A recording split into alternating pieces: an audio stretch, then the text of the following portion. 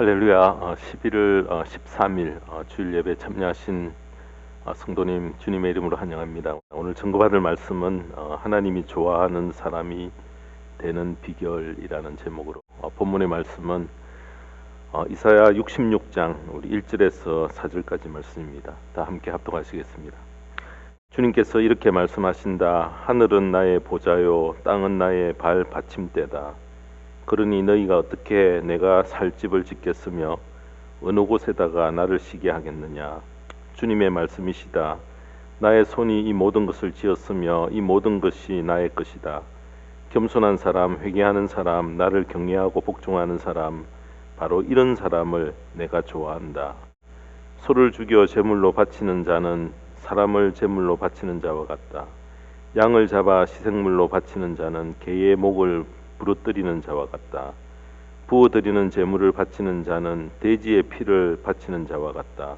분향을 드리는 자는 우상을 찬미하는 자와 같다. 이러한 제사장들은 나의 뜻을 묻지 않고 제 뜻대로 한 자들이다. 오히려 가증한 우상 숭배를 즐겼다. 가증한 우상들을 진정으로 좋아하였다.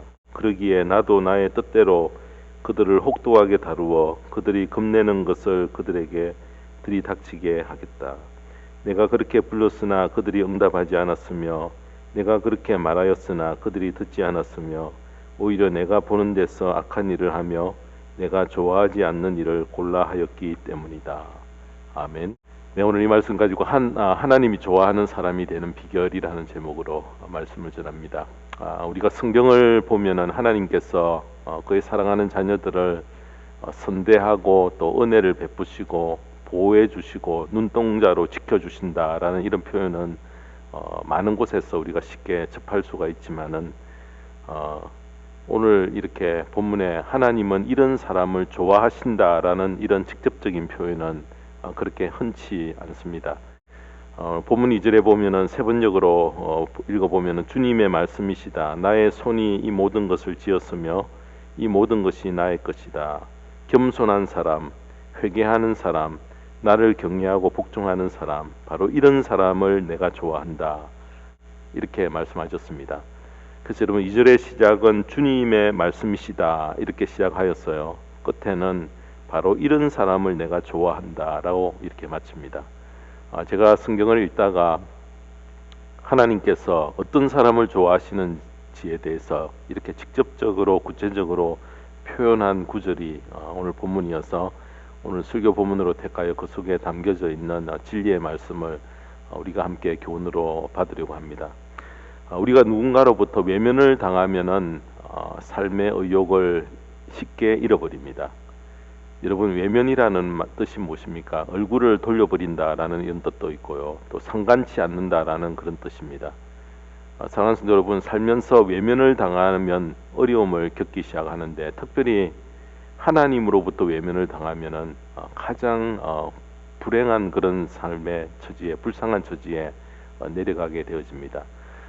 우리가 사람으로부터 외면을 당해도 아픔을 겪는데 하나님으로부터 외면을 당하지 않고 하나님으로부터 귀한 대우를 받을 수 있도록 우리가 사전에 마음으로 잘 준비하며 사는 것 너무나 중요합니다. 살면서 받는 축복 중에 하나님께로부터 주목을 받고 하나님이 좋아하셔서 하나님이 돌봐주시고 또 지켜주시고 인도해주시고 간섭을 받는 축복이 얼마나 우리의 삶 속에서 큽니까? 그래서 시편 127편 1절과 2절에 보면은 주님께서 집을 세우지 아니하시면 집을 세우는 사람의 수고가 헛되며 주님께서 성을 지키지 아니하시면 파수꾼의 깨어 있음이 헛된 일이다. 일찍 일어나고 늦게 눕는 것, 먹고 살려고 애써 수고하는 모든 일이 헛된 일이다. 진실로 주님께서는 사랑하시는 사람에게는 그가 잠을 자는 동안에도 복을 주신다. 하나님의 끊임없는 이런 관심의 대상이 되어서 뒤를 봐주시는 든든한 백이 되어 주신다면 그의 인생이 얼마나 보람 있겠습니까? 반대로 뒤에서 봐주는 분이 없어서 일찍 일어나고 늦게까지 일을 해도 헛수고라면은 그의 삶에 인생 무상 삶의 해이가 찾아와서 참으로 인생이 힘들고 어려워질 것입니다. 자, 그래서 잠언 16장 9절에 보면은 사람이 마음으로 자기 앞길을 계획하지만 그 발걸음을 인도하시는 분은 주님이시다. 하나님의 관심과 돌보심을 받으면 우리가 형통하게 살 수 있습니다. 여러분, 성경의 인물 중에 그런 큰 혜택을 입은 인물 한 명을 꼽으라고 하면은 바로 요셉입니다. 여러분, 요셉의 머리가 뛰어나 바로 왕의 경호실장인 보디발 집의 가정총무가 되었겠습니까? 또 그의 전략이 뛰어났기 때문에 교도소에 갇혔을 때에 교도소 소장에게 신임을 받았겠습니까? 또 여러분, 상황을 잘 파악하고 줄을 잘 섰기 때문에 애굽의 총리 대신이 되는 자리에까지 올라갔겠습니까? 아닙니다. 여러분, 그것을 보면 하나님이 그의 뒤를 봐주셨기 때문에 이 모든 일들이 가능했다는 것을 우리는 알 수가 있습니다. 창세기 39장 2절에 보면은 주님께서 요셉과 함께 계셔서 앞길이 잘 열리도록 그를 돌보셨다, 이렇게 말씀하시고요. 또 창세기 39장 23절에도 보면 주님께서 요셉을 돌보셔서 그가 하는 일은 무엇이나 다 잘되게 해주셨기 때문이다.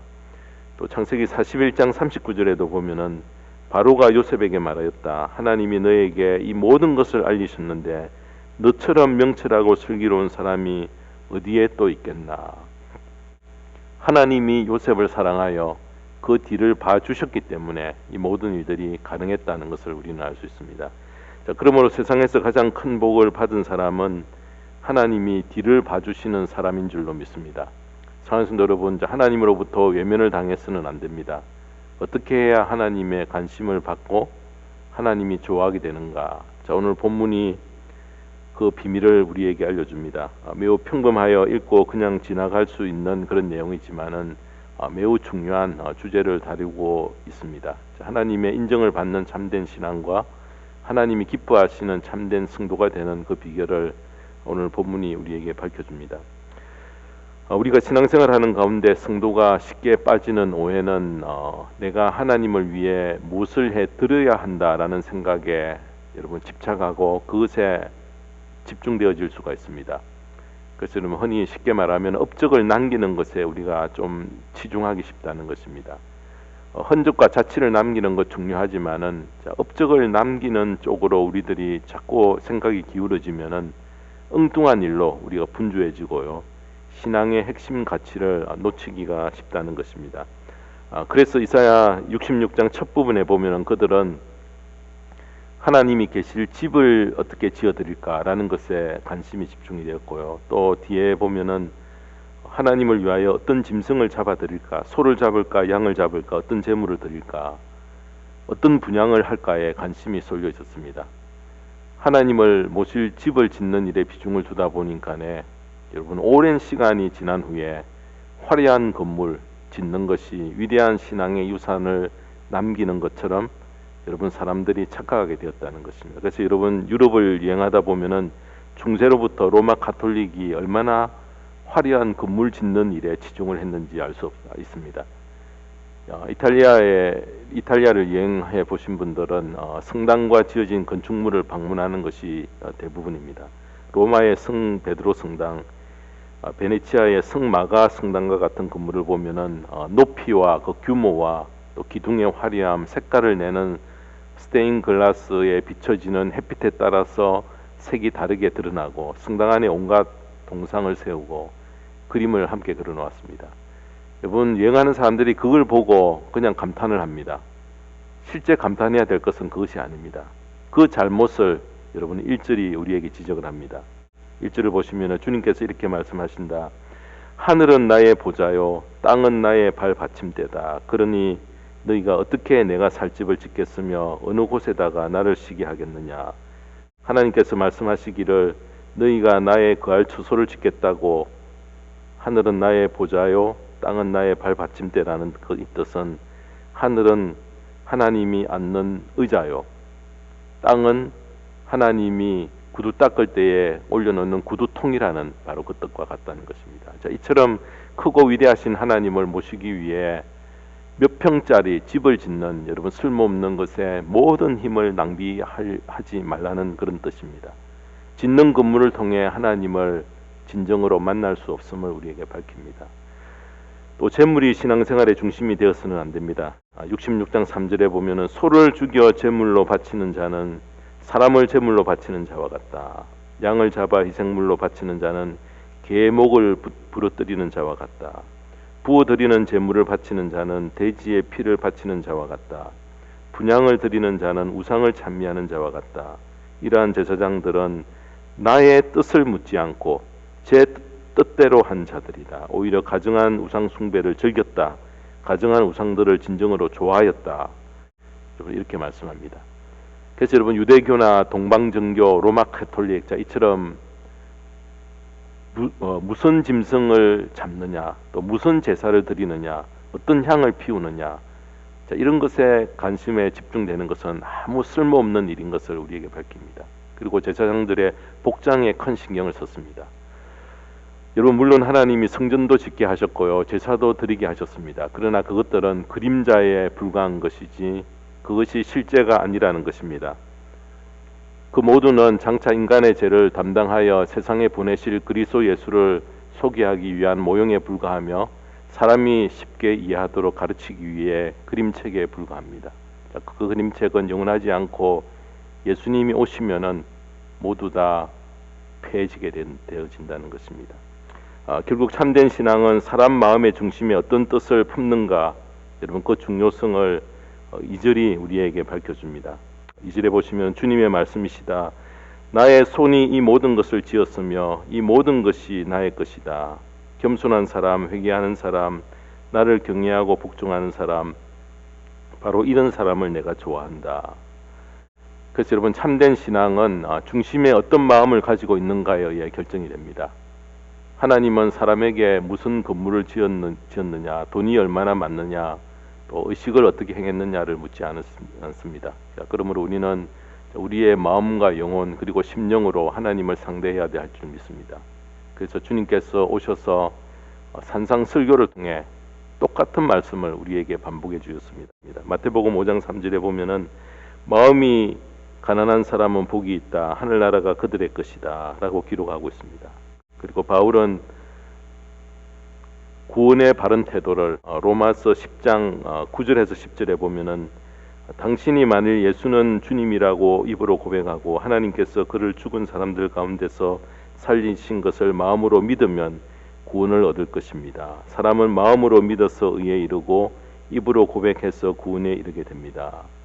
사람이 아무리 입술로 주여 주여 해도요, 하나님은 우리 마음의 중심의 상태를 보신다는 것입니다. 그래서 여러분 우리들은 항상 신앙생활 할 때에 내 마음의 중심이 어떻게 되어 있는가, 그것을 항상 살펴야 된다는 것입니다. 그러므로 우리는 자신의 중심을 살펴서 하나님으로부터 오는 은혜를 입을 뿐만 아니라 하나님이 좋아하고 선호하시는 그런 귀한 인물이 되어야겠습니다. 하나님이 나를 좋아하게 되는 복된 자리에 나아가게 되는 세 가지 비결에 대해서 오늘 2절 한 구절 속에서 귀한 증거의 말씀들을 우리에게 주십니다. 이 말씀을 우리가 오늘 2절을 통해서 증거받기를 원합니다. 첫 번째로 하나님이 좋아하시는 사람이 되는 비결 첫 번째는 마음이 겸손한 심령이 가난한 사람이 되는 것을 우리에게 말씀합니다. 2절에 보시면은 주님의 말씀이시다. 나의 손이 이 모든 것을 지었으며 이 모든 것이 나의 것이다. 겸손한 사람, 회개하는 사람, 나를 경외하고 복종하는 사람, 바로 이런 사람을 내가 좋아한다. 여기 세 번역에서는 겸손한 사람으로 표현했는데 개역 성경은 물은 마음이 가난하고 라고 이렇게 표현했습니다. 주님께서 팔복 중에 첫째로 말씀하신 심령이 가난한 자와 같은 뜻입니다. 여기서 가난은 재산이 없는 그런 가난이 아니고 제 문제를 내 스스로 해결할 능력이 내 자신에게 없음을 깊이 깨닫고 해결해 줄 주님을 찾는 겸손한 사람을 가리켜 심령이 가난한 자라 그렇게 이야기합니다. 주위에 보면은 세상적으로 많은 것이 충족되고 넉넉하게 사는 사람, 또 많은 것을 소유한 사람은 하나님보다는 오히려 사람, 물질, 권력, 세상적인 것을 더 의지하는 경향으로 흐르기 쉽습니다. 하나님의 도움을 간절히 원하지 않습니다. 그러나 하나님을 1순위로 두고 살려는 분은 참 우리가 찾아보기 힘든데 바로 이런 마음의 준비를 하고 사는 사람이 가난한 사람이며 오늘 본문에서 이야기하는 겸손한 그런 사람이라는 것입니다. 세상 속에 살면서 세상을 의지하지 않고 마음을 하나님께로 향하고 하나님만 의지하며 사는 것, 여러분 이것이 결코 쉬운 일이 아니라는 것입니다. 우리는 세상 속에서 살면서 세상 방식에 익숙해 있었어요. 눈에 보이는 것에 너무 의지하고 익숙한 것을 우리는 쉽게 그냥 따라갑니다. 경쟁하는 세상에 살면 살수록 더 익숙해지는 것은 대결하여 이기는 것입니다. 그래서 여러분 겸손과 심령의 가난과는 점점 더 멀어져 갈 수밖에 없는 이 세상에 살아간다는 것입니다. 어떤 분이 성 어거스틴을 찾아와서 질문했습니다. 신앙생활에 있어서 첫째 되는 것이 무엇입니까? 자, 그러자 그는 겸손이요라고 대답을 했습니다. 자, 그럼 둘째는요? 둘째도 겸손이요. 세 번째는 무엇입니까? 세 번째도 겸손이요라고 답했다고 합니다. 또 유명한 설교자 찰스 스펄전은 심령이 가난해지는 것은 축복의 문으로 들어가는 것이라 그렇게 말을 했습니다. 하나님은 겸손한 자를 좋아하시고 선대해 주신다는 것입니다. 여러분 이스라엘 초대 왕인 사울 왕은 처음에는 겸손하여서 하나님께서 그를 이스라엘의 초대 왕으로 세워주셨습니다. 그러나 그가 점점 교만해져서 제사장이 드려야 할 제사를 자신이 드리고 아말렉을 쳐서 멸하라고 한 하나님의 명령을 따르지 않을 때에 하나님께서 그를 외면하시고 그에게서 얼굴을 돌리셨다는 것입니다. 자, 그러므로 우리는 내가 겸손하며 가난한 심령을 가졌는가? 우리가 살면서 신앙생활하면서 늘 자신에게 물어야 합니다. 겸손으로 허리를 꽉 매시기 바랍니다. 야고보서 4장 6절에 보면은 하나님께서는 교만한 자들을 물리치시고 겸손한 사람들에게 은혜를 주신다라고 했습니다. 또 잠언 3장 34절에도 보면은 진실로 주님은 조롱하는 사람을 비웃으시고 겸손한 사람에게 은혜를 베푸신다. 늘 자신의 겸손을 확인하셨어요. 하나님이 좋아하시는 사람 속에 포함되는 축복이 모든 성도님의 가정과 삶 속에 임하게 되기를 주님의 이름으로 축원합니다. 두 번째로 하나님이 좋아하는 사람이 되는 비결, 둘째는 2절에 보면은 회개하는 사람입니다. 2절을 다시 보시면은 주님의 말씀이시다. 나의 손이 이 모든 것을 지었으며 이 모든 것이 나의 것이다. 겸손한 사람, 회개하는 사람, 나를 경외하고 복종하는 사람, 바로 이런 사람을 내가 좋아한다. 여러분 세번역에서는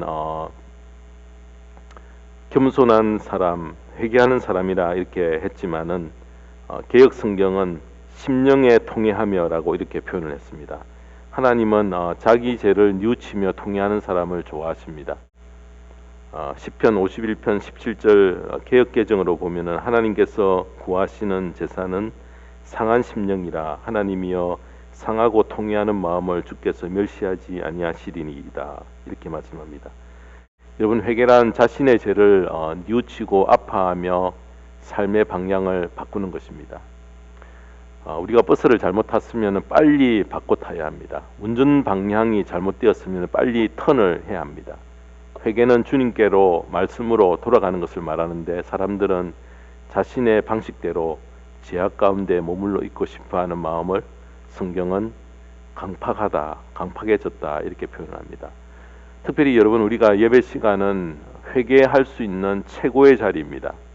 예배에 나오면서 깊은 회개의 기회를 놓치지 않는 것은 하나님의 특별한 은혜이며 최고의 축복이라는 것입니다. 하나님의 은혜와 사랑이 임해야 어둡던 그 마음이 밝아지고요. 얼었던 마음이 녹습니다. 통회해야 하나님의 음성이 비로소 들리게 되어서 하나님과 동행하는 그런 생애를 우리가 시작해 갈 수 있다는 것입니다. 하나님의 길은 내 길을 포기하면 열리게 되어지고요. 하나님의 치유는 내가 나를 부인할 때에 시작이 되어집니다. 하나님은 우리가 포기하고 항복할 때에 비로소 일하기 시작하십니다. 하나님이 내 길을 포기하라고 하시면 우리를 망하게 하려 하시는 것이 아니라 오히려 흥하게 하려 하시는 것입니다. 우리의 것을 빼앗기 위함이 아니라 더 주기 위하심이고요. 우리를 어렵게 하심이 아니라 형통의 길로 인도하기 위함이라는 것입니다. 이와 같이 포기하는 것은 어렵습니다. 나를 부인하는 것, 회개하는 자리에 나가는 것, 내 힘으로는 불가능하지만은 하나님의 은혜가 임하면은 이것이 가능해집니다. 여러분, 더 좋은 것이 생기면은 좀 덜 좋은 것은 포기하고 잊혀지듯이 주님이 더 좋아지면은 세상의 것은 무엇이라도 저절로 뒤로 여러분 물러가게 되어지고 포기하게 되어진다는 것입니다. 더 큰 은혜, 더 깊은 은혜를 받게 되어지면은 회개하지 않는 것이 어렵다는 것입니다. 자, 그러므로 회개하려고 노력하지 마시고요. 회개하게 만드는 은혜를 나에게 충만히 임하게 해달라고 구하시기 바랍니다. 하나님은 오늘도 포기의 현장에서 우리를 기다리고 계십니다. 죽어야 살고 포기에 얻는다는 단순한 진리를 마음에 품고 포기와의 전쟁에서 우리가 승리하기 위해 오늘도 이 예배 자리에 나왔습니다. 우리에게 아무리 크고 많은 문제가 있더라도 그것은 주님 앞에서 문제가 아닙니다. 오직 문제는 내 자신에게 있다는 것입니다. 회개하지 못하고 엎드리지 못하고 매달리지 못하는 것이 나에게 심각한 문제인 것입니다. 하나님이 일하시는 시간은 우리가 회개로 엎드리는 시간이며 하나님이 응답하는 타이밍은 내가 포기하는 순간인 것을 우리가 놓치지 말아야 합니다. 나의 방식을 포기할 때에 하나님은 나를 위한 당신의 계획을 시작하신다는 것입니다. 그러나 끝까지 내가 나를 고집할 때에 하나님은 일하실 수 없습니다.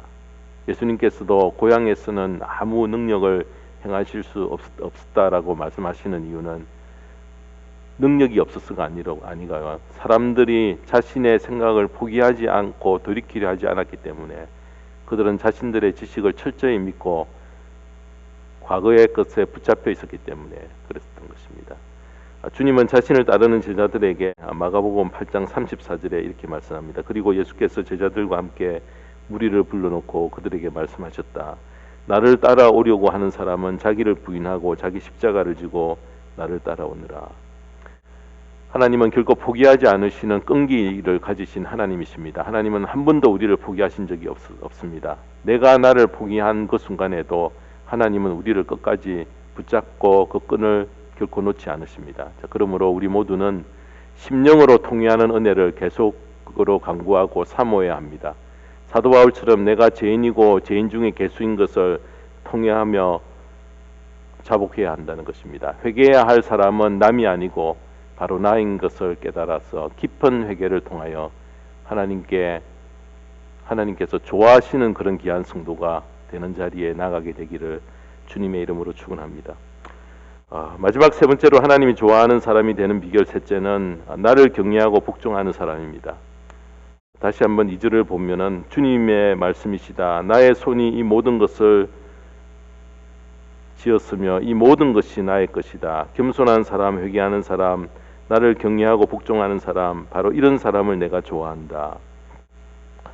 세 번역에서는 나를 경외하고 복종하는 사람인데 개역 성경에서는 말씀 앞에서 뜨는 사람으로 번역의 차이가 있지만은 여기에서 나를 경외하고 복종하는 사람이란 하나님의 말씀에 철저히 순종하려는 자를 말합니다.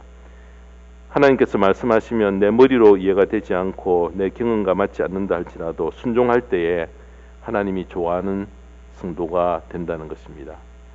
여러분, 성 프란시스가 농사일을 하고 있는데 젊은 청년 2명이 제자가 되겠다고 찾아왔습니다. 마침 프란시스가 배추를 심고 있던 중이라 두 청년에게 모종을 주면서 내 잠깐 다녀올 테니 이 배추를 내 대신 심게나 뿌리를 하늘로 하고 줄기를 땅으로 하여 심으라. 그렇게 다 이러고 가버렸습니다. 자, 그런데 한 지망생은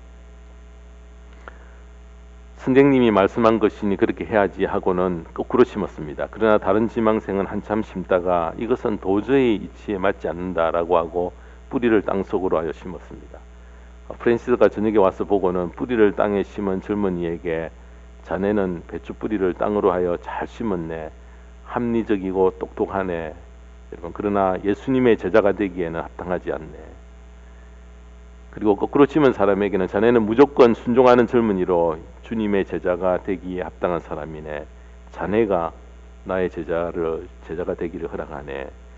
여러분, 상식에 안 맞느냐가 중요한 것이 아니고 누가 말했느냐가 중요합니다. 순종한 청년은 프란시스의 인격을 믿은 것입니다. 그러나 불순종한 청년은 프란시스의 인격을 무시한 것입니다.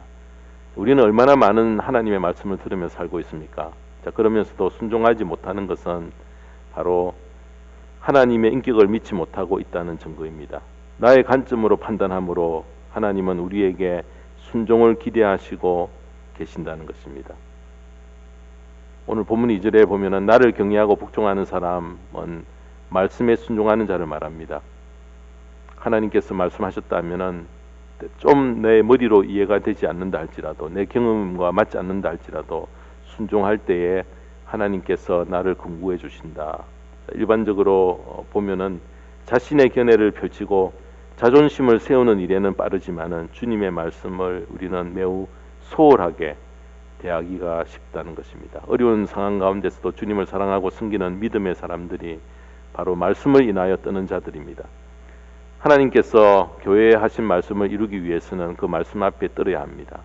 하나님이 우리를 향해서 하신 말씀이라면은 우리의 견해를 앞세울 것이 아니라 아멘으로 여러분 순종해야 합니다. 사랑하는 성도 여러분, 자 2절에 겸손한 사람, 회개하는 사람, 나를 경외하고 복종하는 사람, 바로 이런 사람을 내가 좋아한다. 자, 이 말씀을 실천함으로 하나님이 좋아하시는 그 대열에 함께 참여하여서 위로부터 내리시는 하나님의 큰 축복이 여러분의 삶과 가정에 임하게 되기를 주님의 이름으로 축원합니다.